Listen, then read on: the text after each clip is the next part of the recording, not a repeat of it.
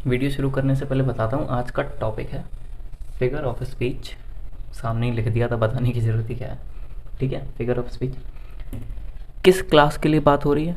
सभी क्लास के लिए। फिगर ऑफ स्पीच जिस भी क्लास में आते हैं सबकी ही बात हो रही है, पर सबकी क्या, 0 से 12th तक जहाँ भी फिगर ऑफ स्पीच है। वैसे मैं इसमें सारा पढ़ा दूंगा जितना तुम्हारे में मैं तो कहता हूँ पूरी वीडियो देख के सब पढ़ के जाओ, जितना ज़रूरी है उतना नहीं, सब सीख के जाओ। ठीक है, जो 12th क्लास होती है उसमें 7 फिगर ऑफ स्पीच होते हैं। ठीक, साथ के साथों यहाँ पे लिख देता हूँ, 1 सेकंड में दो मुझे। चलो देखते हैं, लिख दिए सारे के सारे। हाँ, तो क्या है? सबसे पहला सिमिली। सिमिली का मतलब होता है उपमा। मेटाफर, मेटाफोर का मतलब होता है रूपक। ये हिंदी व्याकरण में तो कहीं देखे देखे से लग रहे हैं। क्या ये अलंकार होते हैं? हाँ हाँ, यही अलंकार होते हैं। चलो, पर्सोनिफिकेशन। अरे थोड़ा नाम नाम सा भी सेम होता है, देखो परसोनी, परसोनी नहीं पर्सनी लिखा है। पर्सन, पर्सन जो होता है ना, उसी का मानवीकरण, मानव। ठीक है, मानवीकरण।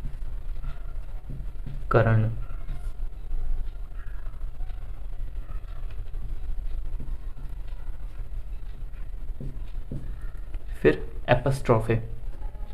एक तुमने एपस्ट्रॉफे ऐसा देखा होगा, जैसे कि कोई नाम लिखा होता है, उसके ऊपर एपस्ट्रॉफे ऐसा लिखा होता है। ये भी एपस्ट्रॉफी होता है, पर इसमें कुछ और चीज़ की बात करेंगे। इसमें पूरी लाइन लाइन देखनी है, ऐसे कॉमा नहीं देखना। ठीक है, एपस्ट्रॉफी को बोलते हैं संबोधन।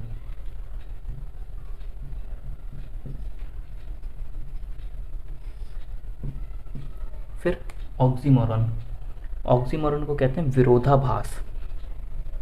क्या? विरोधाभास। फिर क्या है? हाइपरबोले। कैसे बोले? हाइपरबोले। इसको हिंदी में बोलते हैं अतिशयोक्ति। अति धर ली, अतिशयोक्ति।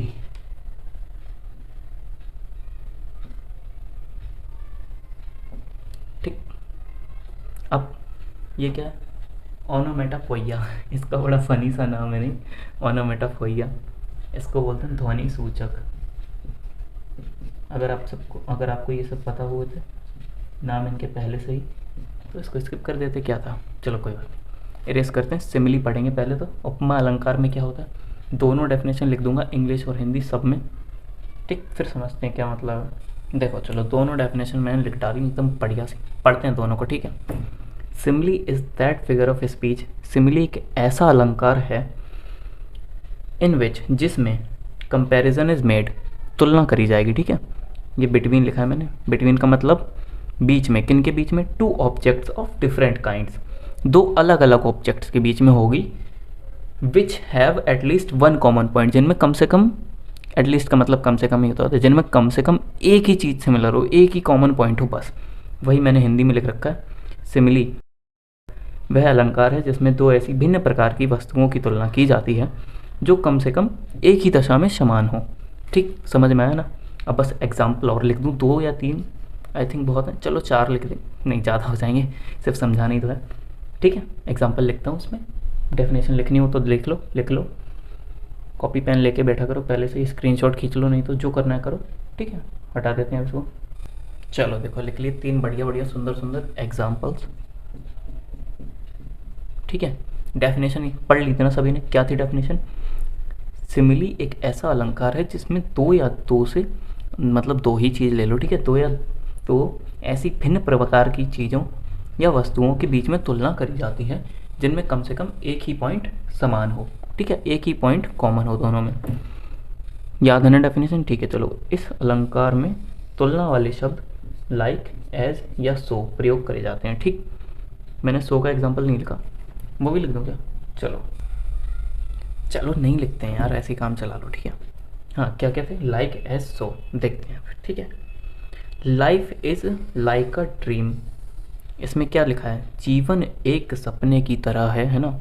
लाइफ है मतलब जीवन है, लाइक मीन्स की तरह, अ ड्रीम मीन्स एक सपना, जीवन है की तरह एक सपना, जीवन एक सपने की तरह है ना। तुलना कर दी, किससे करी?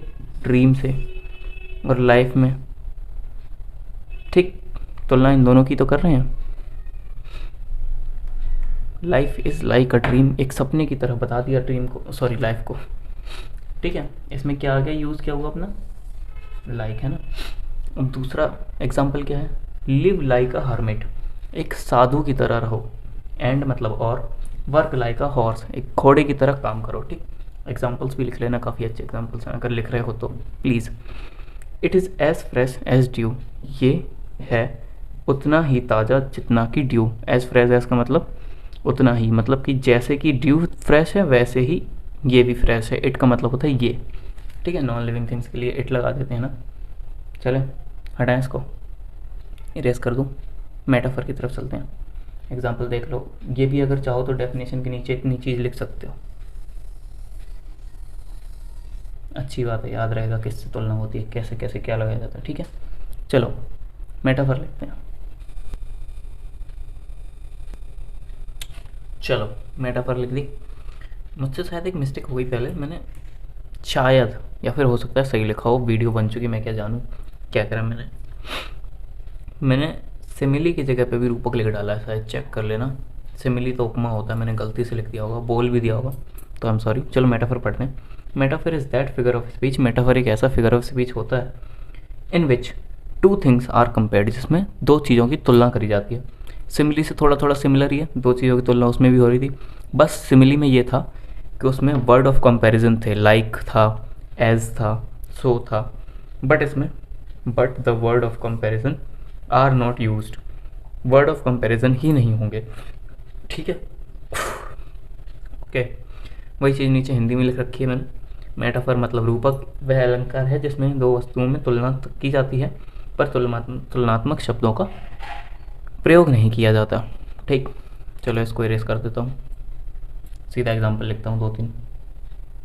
चलो एग्जाम्पल निपटा लेते हैं 3-3। Life is a dream, same example पिछली बार भी लिया था, बस life is like a dream बोला था, उसमें लाइक जो था वर्ड ऑफ कंपैरिजन था, इसमें नहीं आया भैया, पर कंपैरिजन तो कर लिया ना, ड्रीम से ही तो कर रहे हैं लाइफ का कंपैरिजन, ठीक है। Life is a dream, life is not a bed of roses, इसका मतलब पता है, जीवन एक फूलों का बिस्तर नहीं है, किसका है, कांटों का है। Life is a bed of thrones, okay. Revenge is a kind of wild justice, बदला जो होता है वो एक जंगली बदले की तरह होता है, सॉरी जंगली न्याय की तरह होता है। आई थिंक बोलते बोलते ही बंद हो गई थी वीडियो, चलो कोई बात नहीं। Revenge is like a kind of wild justice, बदला जो होता है वो एक जंगली न्याय की तरह होता है, ठीक है। यही बोल रहा था शायद मैं, और बोलते बोलते वीडियो बंद हो गई होगी। चलो अपन लोग इसको इरेज कर देते हैं, आगे बढ़ते हैं। चलो आते हैं पर्सोनिफिकेशन पे। पर्सोनी नहीं होता यार, क्या ही बोलते हो, पर्सन ही होता है, पर्सन लिखा है ये, इसीलिए तो यहाँ मानव लिखा है, पर्सन ही तो मानव होता है, व्यक्ति, है ना।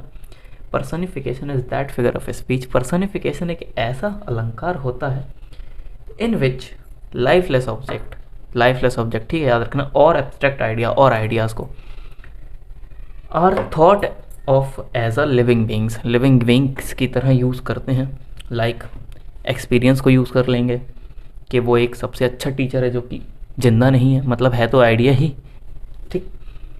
और मौके को कर लेंगे, अपॉर्चुनिटी को। अभी चलो ये समझ गया ना, एग्जाम्पल देखने के लिए तैयार हो, एक बार ये भी सुन लो। मानवीकरण वह अलंकार है जिसमें निर्जीव वस्तुओं या भावात्मक विचारों को सजीव मान लिया जाता है, ठीक है। एग्जाम्पल देखो ये, चलो भाई आते हैं एग्जाम्पल्स पे। मैंने बोला था एक्सपीरियंस को मान लेंगे, अपॉर्चुनिटी को मान लेंगे, अथॉरिटी भी देखो लिख दिया, पर मैंने हाँ ठीक है, सारे थोड़ी बोलूँगा एक साथ में। चलो experience is the best teacher, experience कोई जिंदा चीज़ है नहीं है, पर इसको टीचर की जैसा मान लिया ना, मतलब सजीव मान लिया ना, ठीक है। एक्सपीरियंस एक बेस्ट टीचर है, मतलब एक्सपीरियंस को क्या बोलते हैं हिंदी में, अनुभव, हाँ अनुभव सबसे अच्छा शिक्षक होता है, ठीक। अपॉर्चुनिटी मतलब मौका, नॉक्स एट द डोर, दरवाज़ा खटखटाता है, बट वंस, पर सिर्फ एक बार, उसी में तुम ऐसे गप करके पकड़ पाए तो ठीक है, नहीं तो भाई रह गए तुम। Authority forgets a dying king, authority कोई हिंदी क्या होती है, सही हिंदी तो वैसे प्राधिकरण होती है, मैं एक मतलब बोलता हूँ इसको, पहचान बोल लेते हैं, ठीक है। पहचान जो है मरते हुए राजा को भूल जाती है। पहचान कोई इंसान है क्या भूलने के लिए, पर यहाँ लिख दिया अपन लोगों ने, है ना, कि राजा को भूल जाती है, मरते हुए राजा को पहचान उसकी भूल जाती है। सही हिंदी होती प्राधिकरण मरते हुए राजा को भूल जाता है। ठीक, एग्जाम्पल्स बढ़िया, सब हो गया क्लियर। चलें आगे, या फिर वीडियो इधर ही रोक देते हैं ये वाली, ठीक है। अगली वीडियो आएगी कल या परसों, उसमें और भी बचे हुए चारों करवा दूंगा, ठीक है। अभी के लिए बाय बाय। अगर थोड़ा बहुत सीख गए हो कुछ तो सब्सक्राइब कर देना यार प्लीज़, कभी कोई नहीं करता, थोड़ी तो दया दिखाया करो यार, ठीक है। ठीक है, बाय बाय, नमस्ते।